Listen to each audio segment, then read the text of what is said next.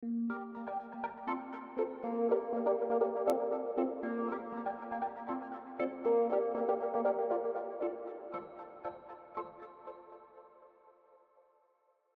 back to the Daily English Talk. I'm your host, Liam, and today we have a very special guest, Chloe, who is going to help us tackle a common challenge for English learners: the habit of translating in our heads. Chloe, it's great to have you here. It's fantastic to be here, Liam. I'm really excited to dive into this topic because it's something I've seen so many learners struggle with, and it can really slow down your progress. Absolutely. So, Chloe, let's just jump right in. Why is translating in our heads such a big problem for English learners? Well, Liam, think about it. When you're trying to speak, you're thinking in your native language. Then you're mentally converting each word and phrase into English, and then you're trying to say it. This process is slow, it's unnatural, and it often leads to awkward or incorrect sentences. You're essentially creating a mental roadblock. That makes perfect sense. It's like trying to drive two cars at once. So, what's the solution? How do we break this habit? The key is to start thinking in English, and the best way to do that is to immerse yourself in English phrases and expressions that are used naturally by native speakers.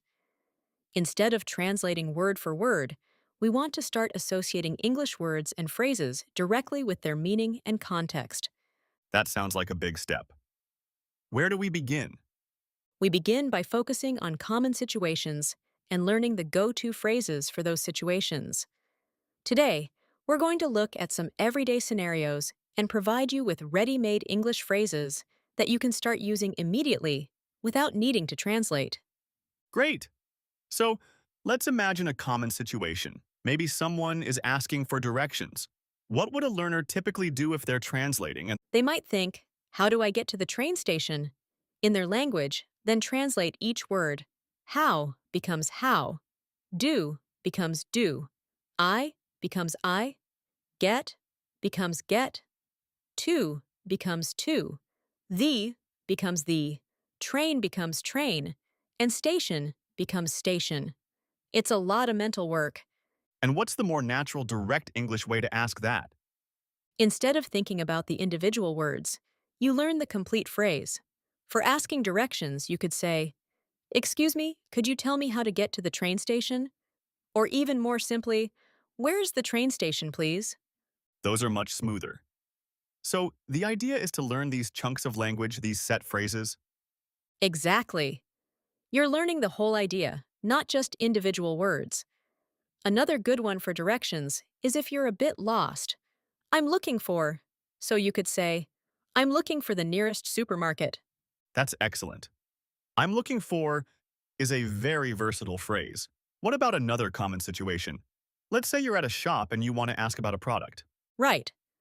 A learner might think, does this shirt exist in blue? Then translate. But a more natural way is to ask, do you have this in blue? Or, is this available in blue? Do you have this in blue? That's so much more direct and common. And if you want to ask about the price, instead of thinking, what is the price of this? You can simply say, how much is this? Or, what's the price of this? How much is this? Is a classic. It's so fundamental. Okay, let's move on to another scenario. Perhaps you're meeting someone new and want to make small talk. This is a big one. Learners often get stuck here. Instead of thinking, what do you do for work? In their language, they might translate directly. But a more natural way to ask is, what do you do? Or, what do you do for a living? What do you do? Is so simple and effective. And what if you want to ask about their hobbies? Instead of translating, what are your hobbies? You can ask, what do you like to do in your free time? Or, what are your hobbies? Is also perfectly fine and widely used.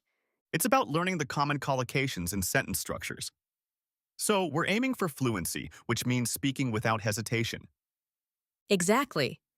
And to achieve that, we need to build up a repertoire of these ready-to-use phrases. Let's think about expressing opinions. If you want to agree with someone, instead of translating, I think the same, you can say, I agree, or that's true. I agree is so much more concise. And if you want to disagree politely, Instead of a direct translation, which might sound blunt, you can say, I see your point, but, or, I'm not sure I agree with that. Those are great for softening disagreement. What about expressing uncertainty? If you're not sure about something, instead of translating, I don't know with certainty, you can say, I'm not sure, or I don't know for sure. Simple and effective. Now, let's talk about making requests. This is another area where direct translation can lead to awkwardness. If you want to ask someone to do something, instead of translating, can you give me the salt? You can say, could you pass me the salt, please? Or, may I have the salt, please? Could you pass me is very polite. And if you want to ask for a favor, instead of translating, can you do me a favor? You can say, could you do me a favor? Or, I was wondering if you could help me with something. I was wondering if is a wonderful, polite way to introduce a request. It really is. It shows you're not demanding anything. So, Chloe, what are some practical tips for learners to start incorporating these phrases into their daily English? The first tip is active listening. Pay attention to how native speakers phrase things in movies, TV shows, podcasts, and conversations. When you hear a useful phrase, write it down.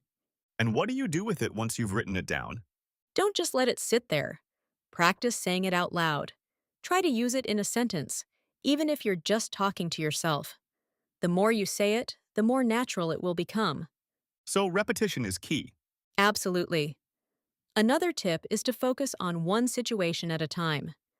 For example, dedicate a week to learning phrases for ordering food in a restaurant. Then, the next week, focus on making phone calls. That's a great way to break it down.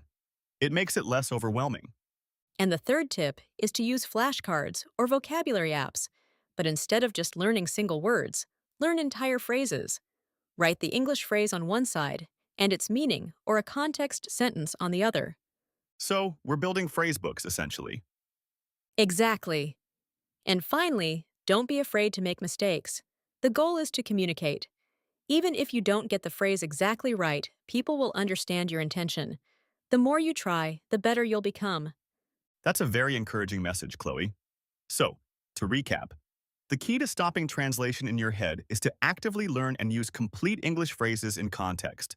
By immersing ourselves in natural English expressions, practicing them, and focusing on one situation at a time, we can significantly improve our fluency and confidence. Precisely. It's about retraining your brain to think in English, one phrase at a time. Chloe, thank you so much for sharing these invaluable tips and phrases with us today. I'm sure our viewers will find this incredibly helpful. It was my pleasure, Liam. I hope everyone watching starts practicing these phrases today. And thank you, our viewers, for tuning in to the Daily English Talk. If you found this video useful, please give it a thumbs up, subscribe to our channel, and let us know in the comments below which phrases you're going to start using. We'll see you next time.